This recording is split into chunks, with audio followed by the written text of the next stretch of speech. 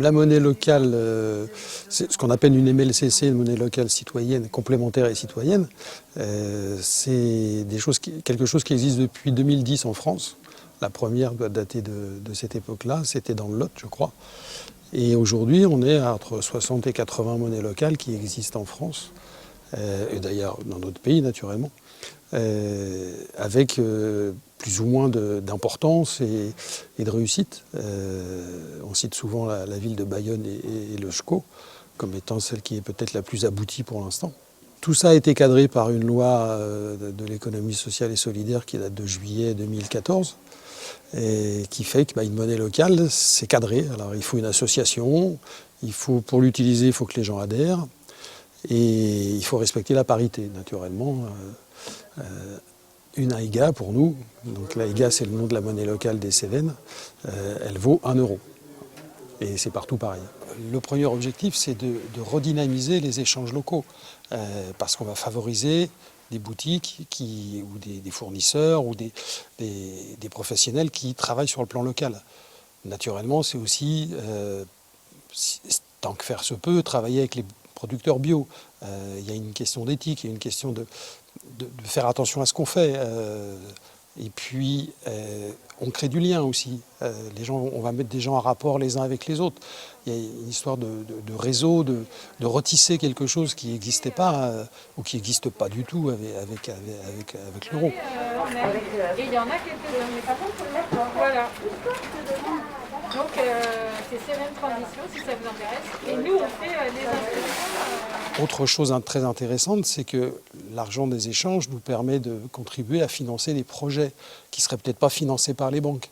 Des petits ou des moyens projets de gens qui veulent s'installer, qui veulent s'établir et qui sont aussi impliqués dans le champ de la transition. Donc il y a différents intérêts à ça. En plus, naturellement, d'essayer de combattre un peu ce système économique qui fait qu'à la moindre occasion, il y a des gens qui prennent de l'argent et qui le placent. Avec la IGA, ça, c'est pas possible. Les banques n'accepteront pas la IGA et nous, de toute façon, on n'a pas envie de leur donner. Nous, on a un territoire qui est très diversifié, qui est très étendu, les Cévennes, le Piémont cévenol, donc ça sous-entend une autre organisation plus adaptée à notre territoire et nos besoins, pour essayer d'être à la fois présent, de pouvoir faire la gestion, de trouver de nouveaux adhérents, de trouver de nouveaux accepteurs professionnels, de mener des contacts avec les collectivités locales. Tout ça, c'est une organisation différente. Alors nous, dans les 5 qu'on constitue, on a une belle énergie, puisque ça fait un peu plus d'1 an qu'on est dessus.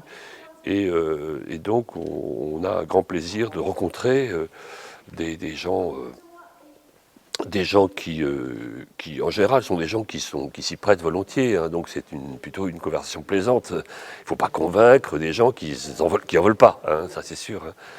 Et encore une fois, il ne s'agit pas d'être exhaustif, il s'agit de faire développer et de mailler un territoire.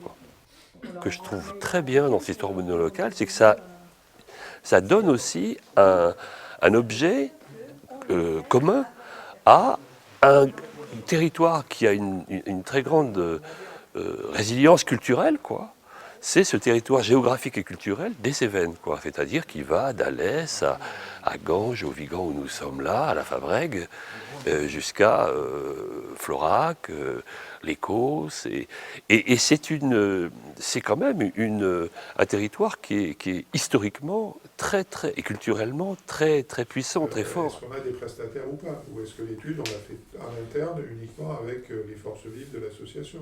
C'est ce qu'on va voir justement. Notre idée a été de partir sur une étude qu'on va faire par quelqu'un qui est extérieur à l'association, pour justement avoir des pistes. 1, faire un état des lieux, et 2, avoir des pistes de développement. L'idée étant d'essayer de trouver de nouveaux utilisateurs, de nouveaux professionnels, essayer de convaincre des mairies d'utiliser la monnaie locale.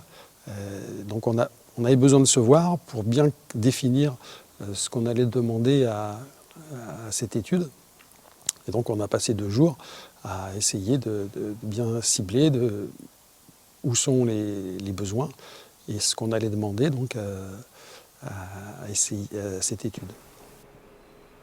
On est sur 600, 700, 800 utilisateurs, on est sur 120 ou 130 accepteurs professionnels, donc c'est pas rien. Ça a bien évolué, mais on sent bien qu'il ne faut pas qu'on s'arrête, il ne faut pas qu'on s'endorme un peu sur nos lauriers. Il faut continuer à en parler de la monnaie locale et montrer que c'est une alternative à bien des aspects. Et donc ça, pour savoir quel profil on cherche, eh ben, autant savoir un petit peu le travail qu'on veut lui donner. C'est tout récent, l'AIG pour moi, c'est l'été dernier, j'ai pris contact et puis j'ai échangé des euros en AIG pour acheter les choses ici au Vigan principalement. Et, parce que les producteurs locaux, pour l'instant, on ne peut pas les payer en AIG. Et puis on est accepteur, mais bon, la petite expérience de l'été dernier, personne n'a rien payé avec cette monnaie. Mais bon, c'est pas grave, on continue. Parce que c'est important de soutenir le commerce local et puis de chanter un peu les banques. Mais voilà, moi je suis toute nouvelle dans l'assaut, mais là je vais m'investir pour essayer, avec des gens que j'ai rencontrés là, avec qui j'ai bien sympathisé, de trouver d'autres adhérents, d'aller voir des professionnels pour trouver d'autres accepteurs et de les motiver un peu. Voilà. Il nous faut aussi trouver les personnes sur les territoires qui puissent être les relais de la monnaie locale, les référents, qui puissent nous amener des idées, qui puissent être en contact avec les bonnes personnes, hein, que ce soit les élus ou les professionnels. Donc il y a un développement encore on est loin d'avoir fini. On a un développement encore à prévoir, à organiser. On voit bien qu'on peut augmenter nos accepteurs et on peut surtout augmenter nos utilisateurs. Nos utilisateurs, je dirais, réguliers. Il y a beaucoup de personnes qui ont adhéré à l'association parce qu'ils ont trouvé l'idée, le concept, le projet intéressant. Et puis derrière, ce n'est pas forcément des gens qui vont se mettre à utiliser l'AIGA de façon régulière. Alors il y a différentes problématiques, hein. Il y en a qui sont peut-être éloignés de nos bureaux d'échange, qui ne peuvent pas y accéder, où il y a un problème économique, voilà. Mais c'est vrai que les contextes sont tellement différents que ça mérite vraiment d'être creusé, quoi, pour aller un petit peu plus loin, pour que la monnaie locale devienne quelque chose de mieux connu et de plus utilisé.